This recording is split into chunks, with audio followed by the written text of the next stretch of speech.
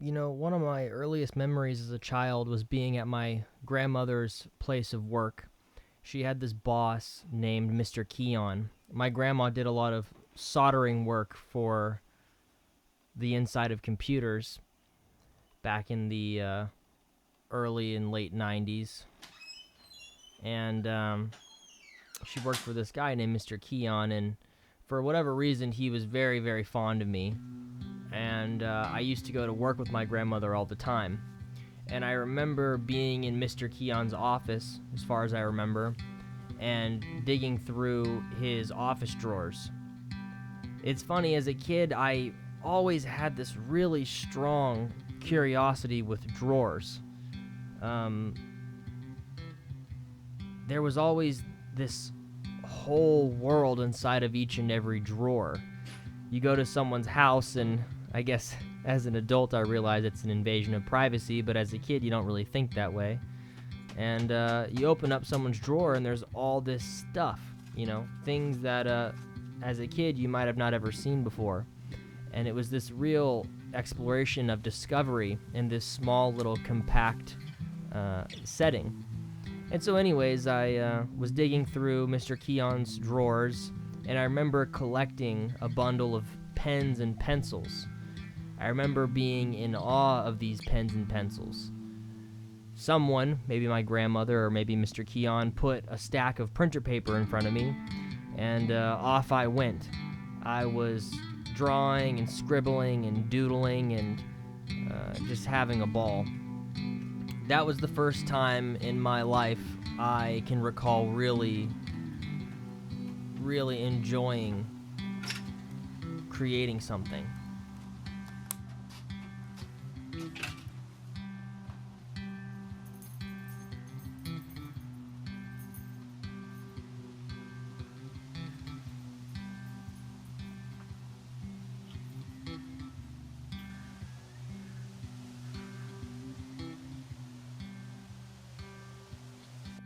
Maybe get a couple pieces of these little pieces of wood and find some nails, maybe. I've been thinking a lot lately about this concept of the perfect moment. I feel like a lot of times in my life I've stopped myself from getting into action, from creating just for the fun of it, because I felt like things weren't perfect, or if I didn't have everything I thought was necessary to do something, I just wouldn't do it.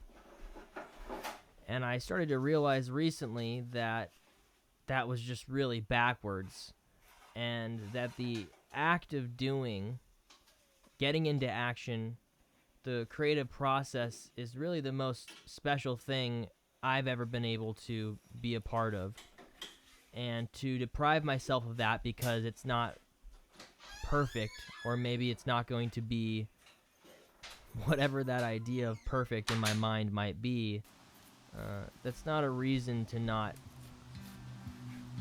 get into stuff.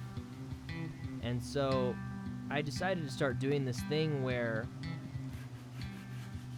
I look around and I figure out with what I have what I can create.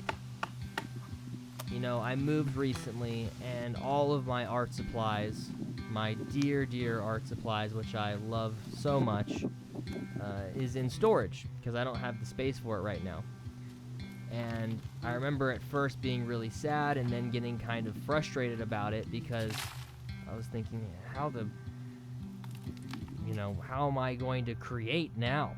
Everything's gone. I really screwed myself. But then I thought, well, the true test of an artist is to be able to create something out of nothing.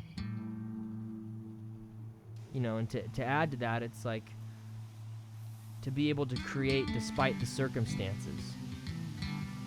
I've seen people in different parts of the world who make drum sets out of pots and pans and brick and wood, and they're making it sound great. They don't need the best drum kit in the world. I'm sure they would really appreciate it, and I hope one day they get that, but